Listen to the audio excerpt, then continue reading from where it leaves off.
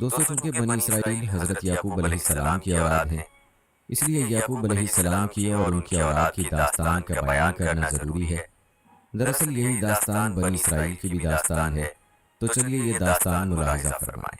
یاد رہے کہ حضرت اسحاق بن ابراہیم علیہ السلام کے دو بیٹے تھے، مہیس اور یعقوب۔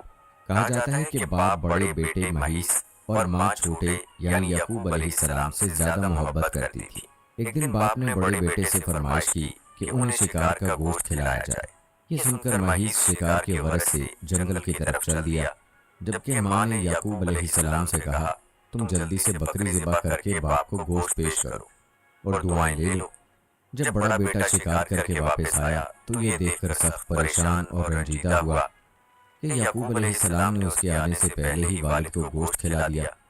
اس بات پر اس کے دل میں بھائی کے خلاف دشمنی پیدا ہو گئی۔ صورتحال کو بھانپتے ہوئے ماں نے یعقوب علیہ السلام کو مشورہ دیا کہ وہ بھائی کے غیظ و غضب سے بچنے کے لیے گھر چھوڑ کر اپنے ماموں کے پاس عراق کے شہر حران چلا جائے۔ چونکہ اس مشورے میں والد کی رائے بھی شامل تھی، لہٰذا یعقوب علیہ السلام رات کے پہلے پہر ہی گھر سے نکل گئے۔ وہ رات اور اگلا دن سفر میں گزارنے کے بعد اگلی رات ایک آبادی کے قریب کھلی جگہ میں پتھر کو تکیہ بنا کر سو گئے۔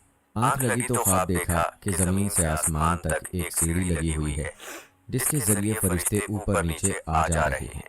اسی اثنا میں اللہ نے آپ سے مخاطب ہو کر کہا، میں تجھ کو عنقریب برکت دوں گا اور تیری اولاد کو کثیر کر دوں گا۔ یہ زمین تیرے لیے کر دوں گا اور تیرے بعد تیری اولاد کے لیے۔ دوستو بتایا جاتا ہے کہ اسی وعدے اور بات کو لے کر بنی اسرائیل یعنی یہود آج تک دعویٰ کرتے ہیں کہ یہ زمین یعنی فلسطین تو خدا نے ہمارے نام کر دی ہوئی ہے، اللہ کی طرف سے ہبہ ہے، لہٰذا کوئی دوسری قوم اور فلسطینی مسلمان کس طرح سے اس پر اپنا حق جتا سکتی ہے۔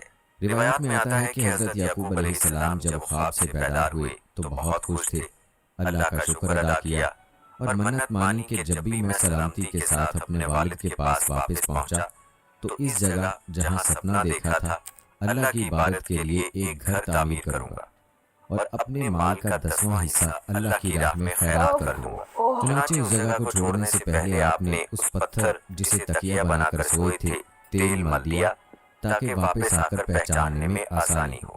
البتہ حضرت یعقوب علیہ السلام اپنے ماموں لابان کے پاس حران شہر پہنچے۔ ماموں بھانجے کو دیکھ کر بہت خوش ہوا، سینے سے لگایا اور خوب خاطر تواضع کی۔ روایت بتاتے ہیں کہ لابان کی 2 بیٹیاں تھیں، بڑی کا نام لیا اور چھوٹی کا راہیل تھا۔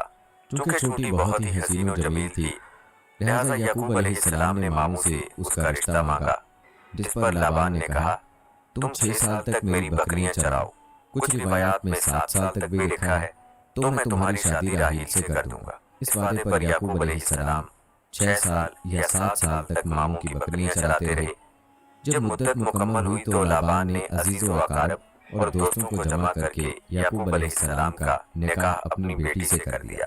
اب شادی کی پہلی رات جب یعقوب علیہ السلام اپنے دلہن کے پاس گئے تو پتہ چلا کہ نکاح راہیل سے نہیں بلکہ بڑی بیٹی لیا سے کر دیا گیا ہے۔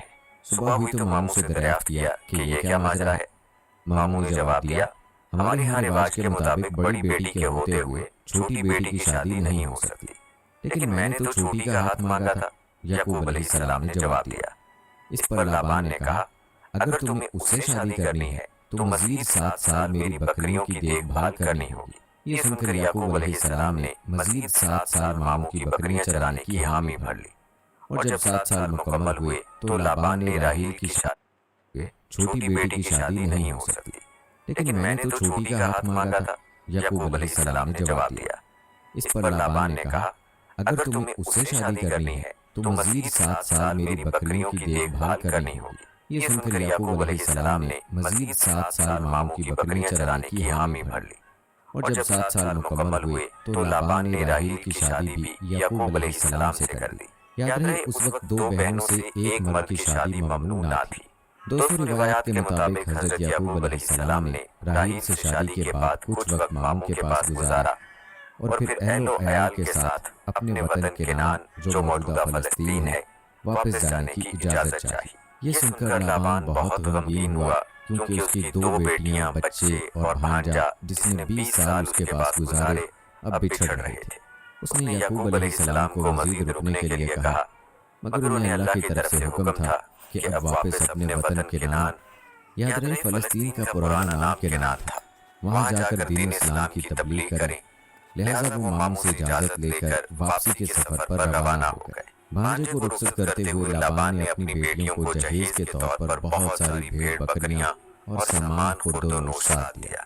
कहा जाता है कि हजरत याकूब अलैहिस्सलाम ने सफ़र करते हुए केनान के नज़दीक पहुंचकर एक ऐसी जगह पड़ाव डाला जहां करीब ही उनका भाई महीस रहता था। लेकिन याकूब अलैहिस्सलाम को इस बात का इल्म न था। गांव के लोगों ने महीस को खबर दी कि एक काफिला खवातीन, बच्चों